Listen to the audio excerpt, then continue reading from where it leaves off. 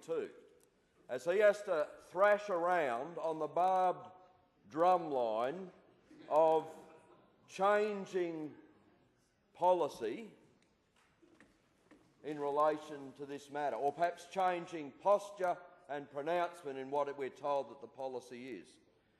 Because it might technically be possible for a verbal gymnast to say that technically, with a capital T, a boundary change can never be an amalgamation. Therefore, forced boundary changes, which we didn't talk about, are not forced amalgamations. That is a misuse of language which goes beyond the disingenuous, and it is to the discredit of this government that they have peddled that line, because it is absolute tripe. Everyone knows that. And I am not impressed that the government I support and have worked hard for years should try and this sort of verbal gymnastics, because it reflects very, very poorly on them.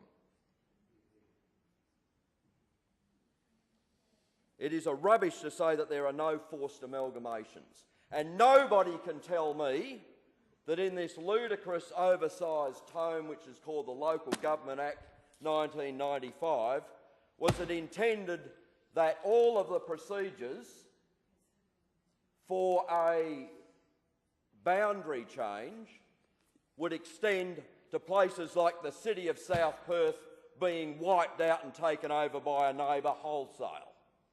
That is not the intent of the law of this state, and yet that is how it is being interpreted and implemented. It'll be interesting to see in due course, if anybody does bother, to check what the courts might say about that interpretation of the Act.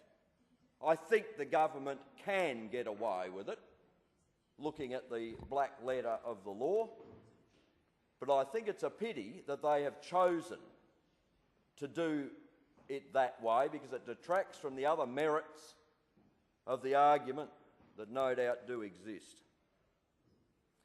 The other provision